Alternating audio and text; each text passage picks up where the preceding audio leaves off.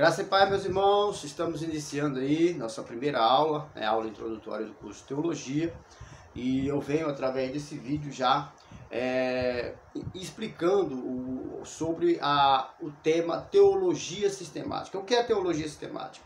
Primeiro nós vamos trabalhar a palavra teologia. Teologia ela vem de duas palavras, que é a palavra tel, que quer dizer Deus, e logia, que quer dizer estudo ou tratado, certo? A palavra teologia quer dizer estudo ou tratado sobre Deus, certo? Quando você junta essas duas palavras, você percebe que está falando de um estudo, sobre Deus. E aí está se referindo à palavra de Deus.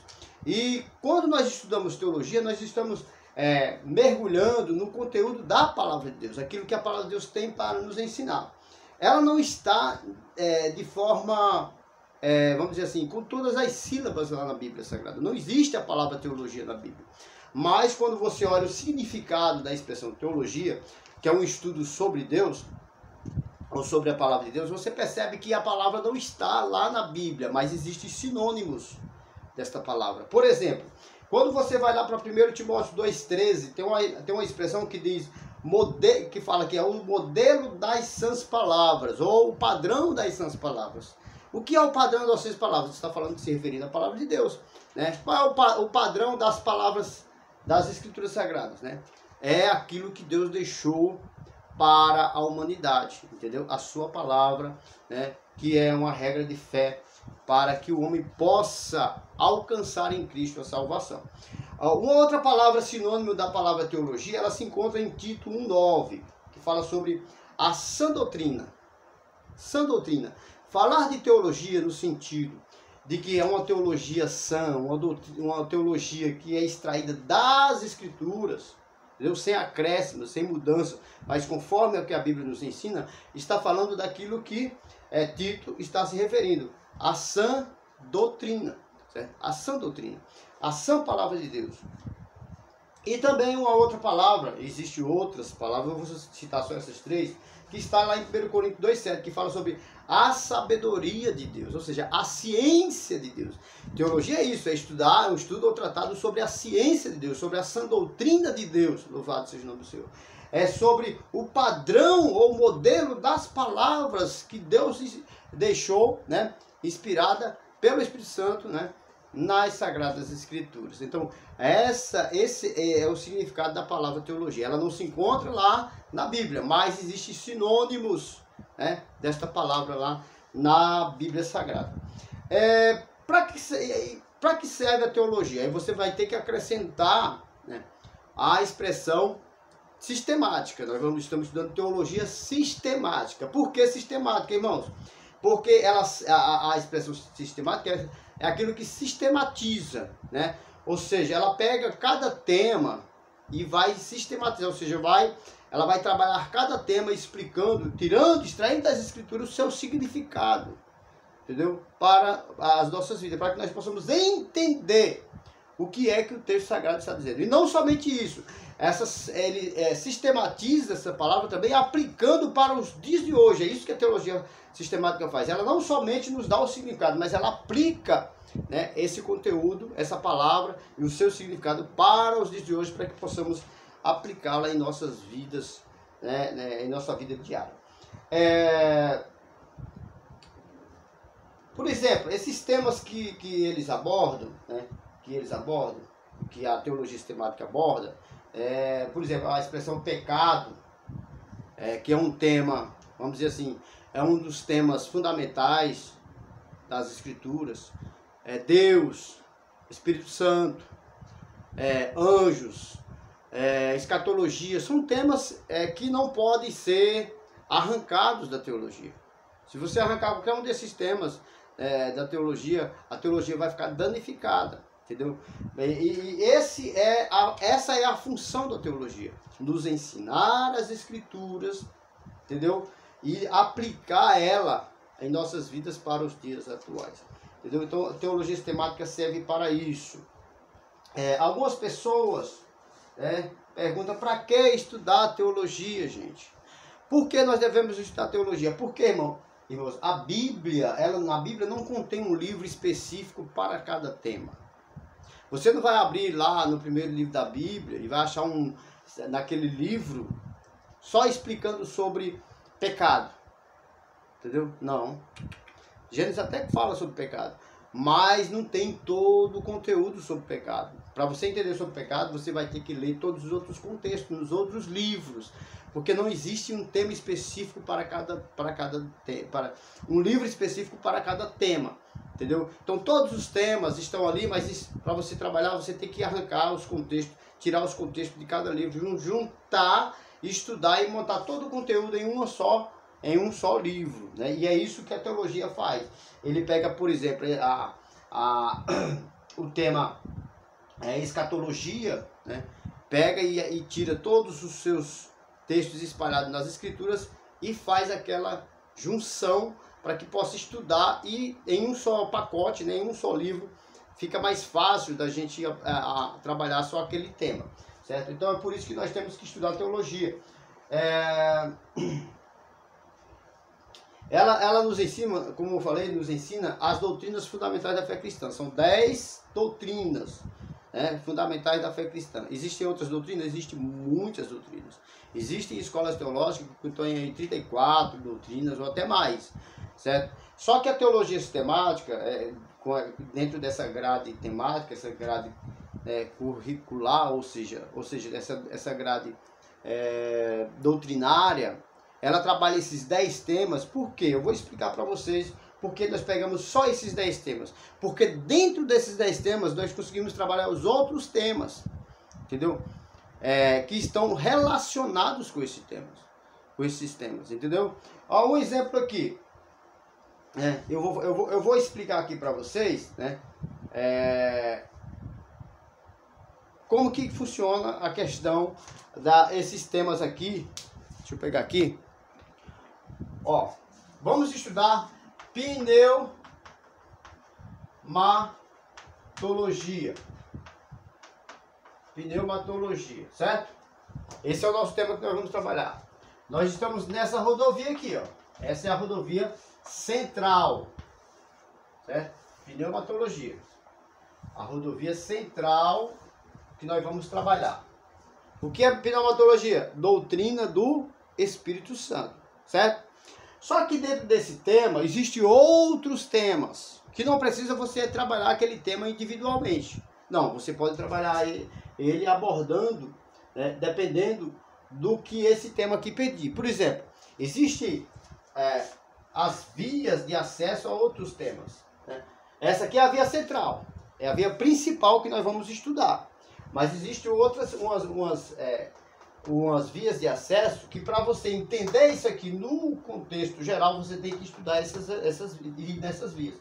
Só que você vai e volta. Aqui você não vai embora, não. É uma via de acesso que você vai, mas que você volta para continuar, entendeu? O estudo dentro desse. Esse é o tema central, entendeu? Essa aqui é só uma via de acesso para você conhecer mais sobre isso aqui. Por exemplo, um exemplo aqui que nós vamos estudar sobre os TJs. Quem são os TJs? Os Testemunhos de Jeová.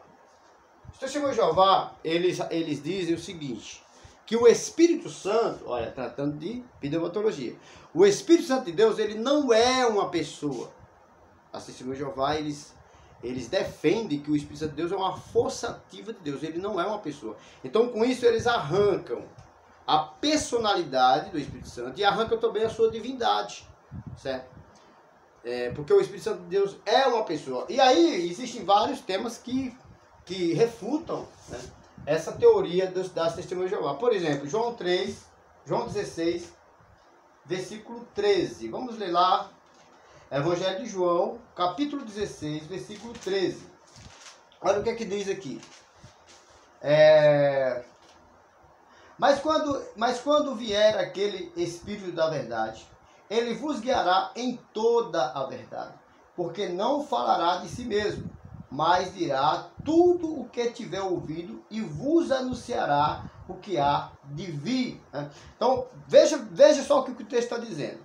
Mas quando vier aquele Espírito da verdade, a expressão Espírito aqui, a palavra Espírito está com E maiúsculo. Na Bíblia das Testemunhas de Jeová, esse E aqui é minúsculo, porque eles não consideram o Espírito Santo de Deus como uma pessoa. mas nas outras traduções está com E maiúsculo, né? Mas quando vier aquele Espírito da verdade, ele vos guiará em toda a verdade. Olha só um dos atributos da pessoa do Espírito Santo. Ele é um guia. Ele é um guia.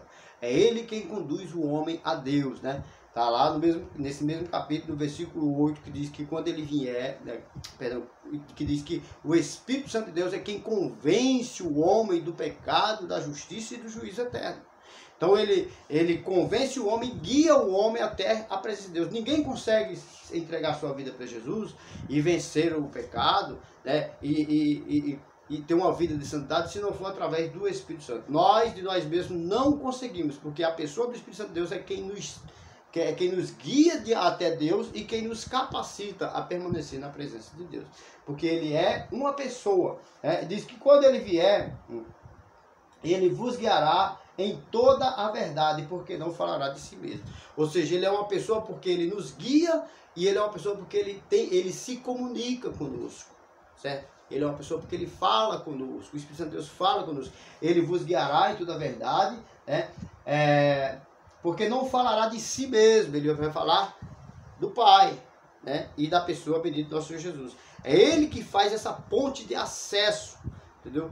Para nos conduzir ao Pai através da pessoa de Jesus Cristo. Então, para nós entendermos o estudo sobre a teologia no que diz respeito à heresiologia, que é um tema bíblico, que é um estudo sobre as heresias, certo? Concernente ao Espírito Santo e com relação a isso que as Testemunhas de Jeová defendem, de que o Espírito Santo de Deus não é uma pessoa, a epístola, o livro do Evangelho de João, no capítulo 16, em versículo 13, ele refuta essa doutrina, né, que os Testemunhos de Jeová defendem de que o Espírito Santo de Deus não é uma pessoa. Então você veja que a via central é angelologia, mas ela nos leva a outros temas, que no caso aqui é heresiologia, certo? Tratando a questão das heresias. Veja meus irmãos, que o estudo da teologia sistemática ele é muito bom por isso, porque em um tema só você consegue abordar outros temas. Por exemplo, existe uma outra via de acesso que vai falar sobre geografia bíblica. Geografia bíblica, certo?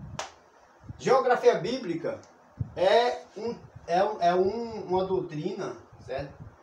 Que vai falar sobre as terras por onde o povo de Deus passou, tanto no Antigo Testamento quanto no Novo Testamento, né? A Palestina, Israel e outros países mais, né? Como a Babilônia, entendeu? Outras nações que estão inseridas na Bíblia Sagrada. Então, para você conhecer onde esses povos estiveram, você conhecer, como no caso do cativeiro babilônico, em que Israel foi cativo por 70 anos da Babilônia, para você saber mais ou menos o trajeto, a distância, você tem que estudar esse tema aqui, ó, geografia bíblica. E no que diz respeito ao Espírito Santo, tem um tema muito interessante, que está lá no capítulo 1 de Atos dos Apóstolos, onde nós abordamos a questão da geografia bíblica. Atos capítulo 1, versículo 8. Olha o que diz aqui. Muito interessante. O Senhor Jesus, ele fala, né, antes de ascender ao céu, ele fala assim, ó: vai recebereis a virtude do Espírito Santo, que há de vir sobre vós, e ser-me-eis testemunhas tanto em Jerusalém, como em toda a Judéia e Samaria e até os confins da terra. Para nós entendermos geografia bíblica, nós temos que entender o que significa isso que Jesus falou. Jesus falou de 3 lugares aqui, ó. Ele falou de Jerusalém, da Judéia, né, Samaria e os confins da terra. Olha só, na geografia bíblica existe a Palestina, né? Vamos ver aqui como é que a gente vai trabalhar essa questão aqui. Vou fazer um mapa aqui, geográfico. Assim, um mapa assim um pouco pequeno, porque o espaço da lousa não dá para... Mas eu vou tentar fazer aqui mais ou menos parecido, conforme está na geografia bíblica, né? Aqui fica Roma, certo? Aqui fica o Mar da Galileia, aqui fica o Mar Morto e aqui fica Jerusalém, certo? Aqui fica Roma, Jerusalém. Isso aqui, ó, é um mar, chama-se Mar Mediterrâneo. Eu vou pôr MM, né? Mar Mediterrâneo. Isso aqui é o Mar Mediterrâneo. Aqui são algumas ilhas, né, que estão ali no Mar Mediterrâneo. Aqui fica a ilha de Creta, certo? Mais ou menos aqui. Aqui ficam as 7 igrejas do Apocalipse lá, né? Que é aquelas 7 igrejas que é na Ásia. Aqui é a Ásia, né, certo? A Bíblia está dizendo que Jesus, ele fala o seguinte. Aqui fica o Rio Nilo, certo? O Rio Nilo, que é o maior rio do mundo. Aqui fica o Mar Vermelho, certo? O Mar Vermelho, que é onde Israel passou para chegar aqui na Palestina. Israel passa por aqui e dá a volta por aqui. Então o Mar Vermelho, o Rio Nilo, que é no Egito, sabe que é o Egito, certo? Tudo isso aqui é o Mar Mediterrâneo. Mar Mediterrâneo.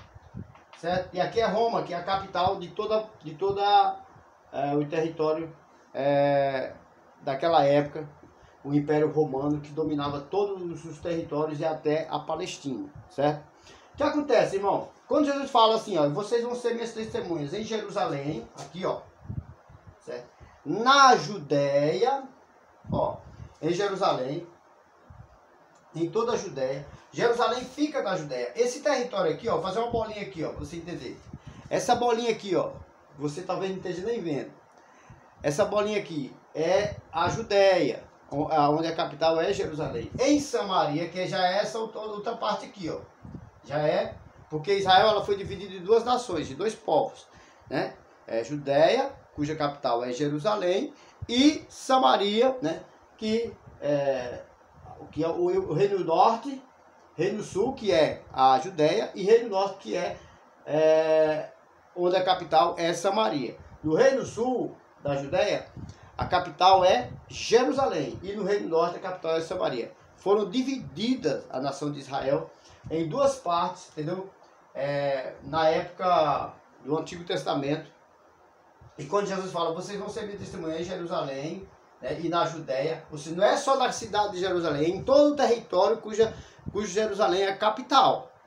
Não vai ser só na capital que vocês vão ser meu testemunho, mas em toda a Judéia, que é todo o território em que Jerusalém é a capital. Em Samaria, que Samaria já fica aqui, ó, que é a capital do Reino Norte, certo? Aí já está abrangendo outras terras, outros territórios. Vocês vão ser minhas testemunhas em Jerusalém, certo? Na Judéia, e em Samaria, que é no Reino Norte, que já é outro território cujo povo de Israel está também, tomou parte também, né? Qual a diferença da Judéia para do Reino do Sul, que é a Judéia, para o Reino Norte, cuja capital é Samaria?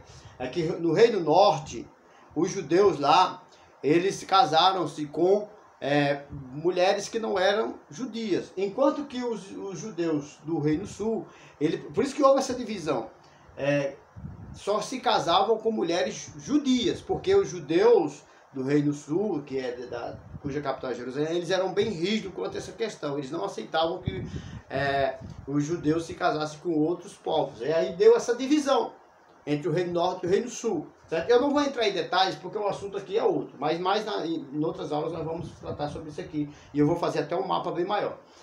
E aí ele diz assim, ó, vocês vão ser minhas testemunhas em Jerusalém, em toda a Judéia e Samaria, né, que é o Reino Norte, e até os confins da terra. Onde é os confins da terra? Aí ele abrange tudo isso aqui, ó. Entendeu? Daqui para todo mundo, né? Como nós sabemos que hoje o Evangelho está espalhado em todo o mundo. Quando ele fala sobre os confins da terra, ele está em Jerusalém, né? Em Samaria e até nos confins da terra, pegando todo o Império Romano e daí, porque quando Paulo morre, toda a Europa ficou evangelizada, certo? Porque houve essa expansão do Evangelho.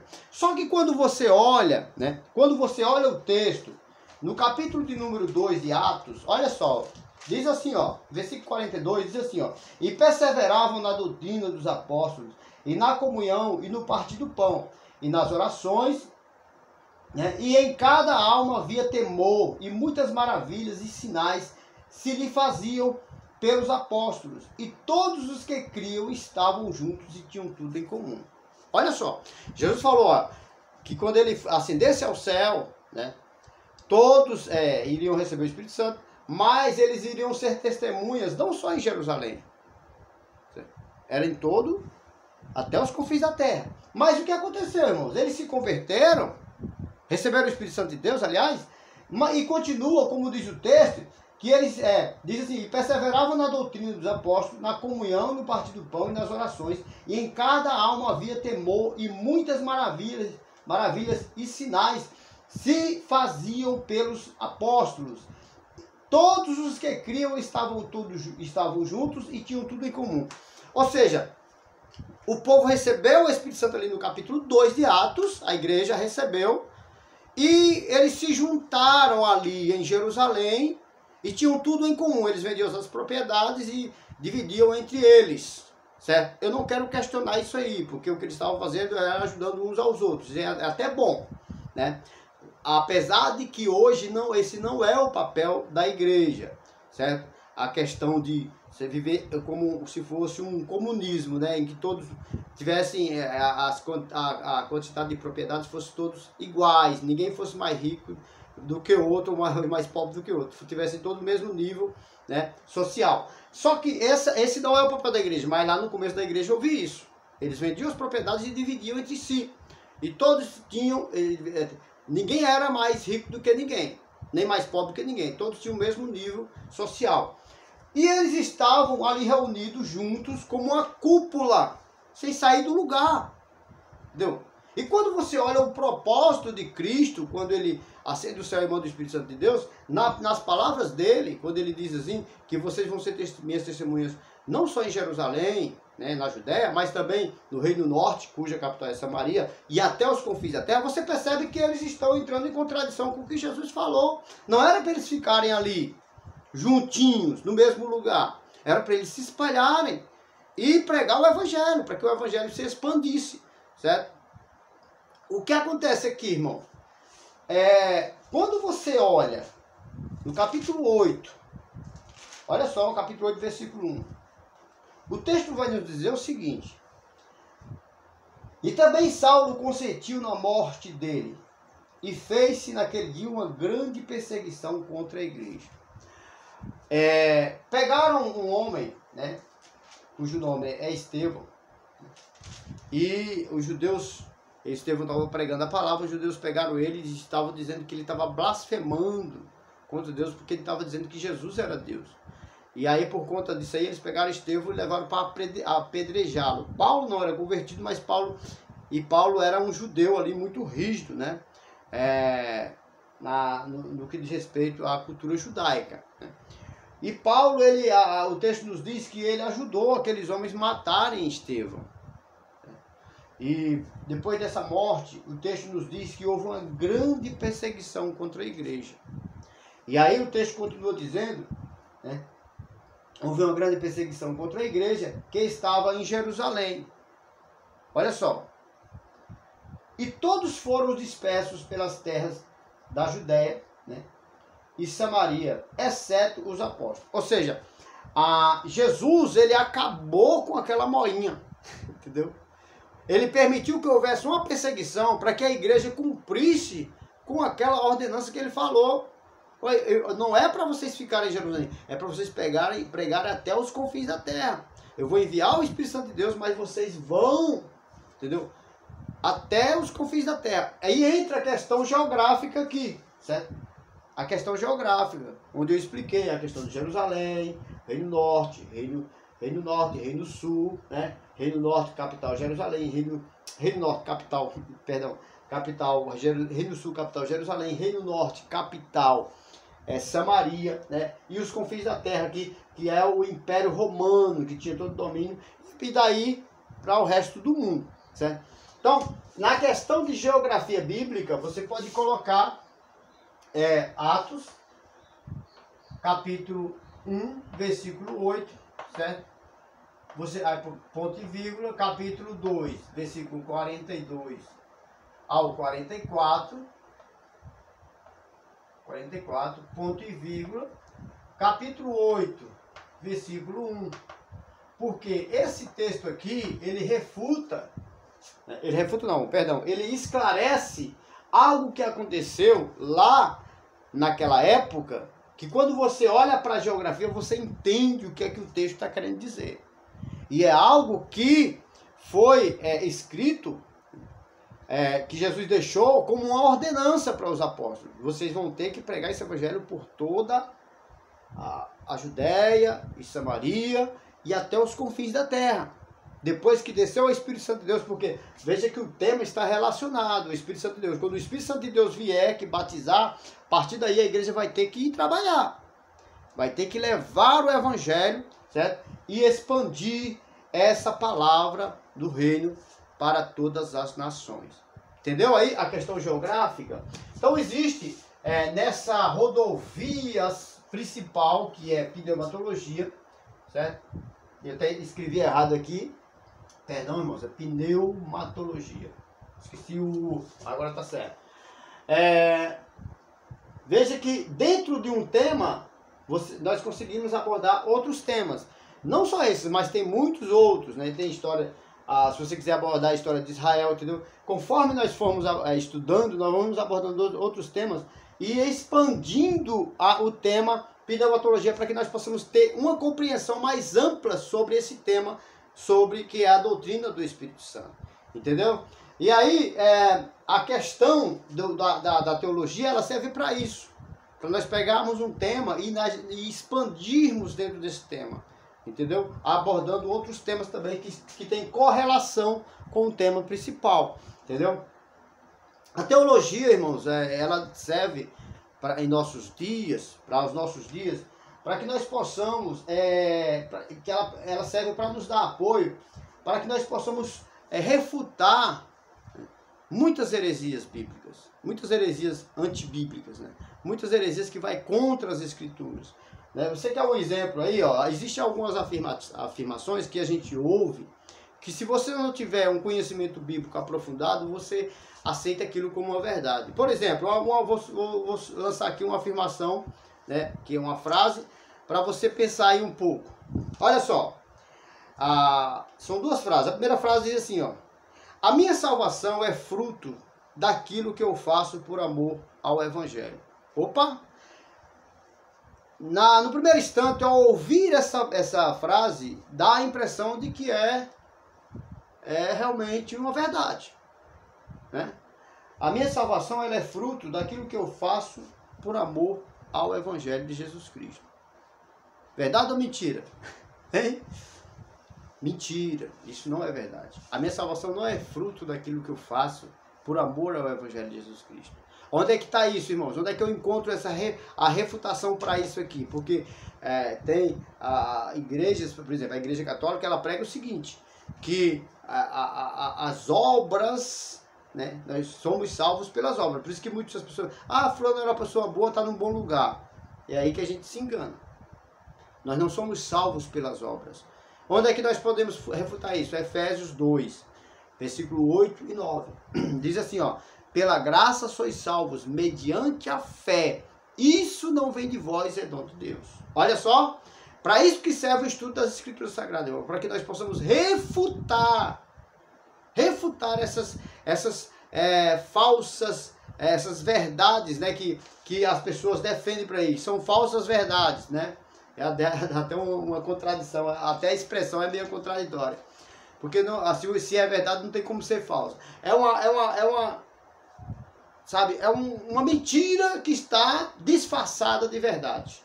É uma mentira disfarçada de verdade. Porque a Bíblia, ela diz que pela graça, o que é graça, irmão? É favor imerecido. Jesus morreu e nós somos salvos não por aquilo que fazemos, mas pela morte de Cristo na cruz do Calvário. O seu sacrifício é que nos trouxe, né, essa salvação, certo? Essa salvação. Pela graça sois salvos mediante a fé. A minha fé tem que estar em Cristo. Isso não vem de vós, não vem daquilo que você faz ou deixa de fazer, mas é dom de Deus. A expressão dom quer dizer presente. Um presente é aquilo que é dado gratuitamente. Então como que eu posso fazer para ser salvo? É somente crer. É somente eu entregar a minha vida para Jesus Cristo e dizer, Espírito Santo de Deus, transforma o meu ser. E aí, a partir daí, vão surgir as boas obras. Porque as boas obras, né, a salvação não é fruto das boas obras, é o contrário. As boas obras é que são frutos da salvação. Entendeu? E aí, quando nós praticamos as boas obras, eu não faço as boas obras para mim ser salvo. Eu faço as boas obras porque eu sou salvo.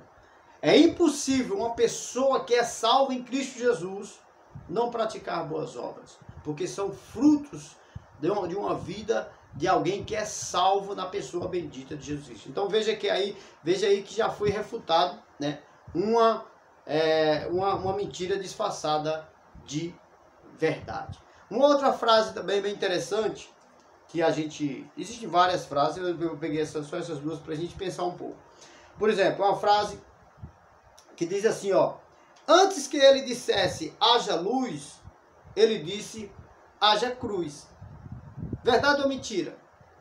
Antes que ele dissesse haja luz, ele disse haja cruz. Aí você diz, não, Jesus só morreu depois que todas as coisas foram criadas. Né? Depois que Deus fez os céus e a terra, o homem pecou, né? E a humanidade estava precisando de salvação, Deus envia Jesus depois. Entendeu? Mas quando você, no sentido literal, você olhando assim, dá a entender que a frase não bate, né? Mas no sentido espiritual, essa frase ela é uma verdade assim, inquestionável. Quando você lê lá em Apocalipse capítulo 13, versículo 8, o texto vai nos dizer assim, ó, vamos ler Apocalipse 13, versículo 8. Olha o que é que diz lá. Bem interessante. Diz assim, ó. A última parte do texto. Diz assim, ó. O cordeiro que foi morto desde a fundação do mundo. Está se referindo a Jesus. Jesus, ele é o cordeiro que foi morto antes da fundação do mundo. Em que sentido?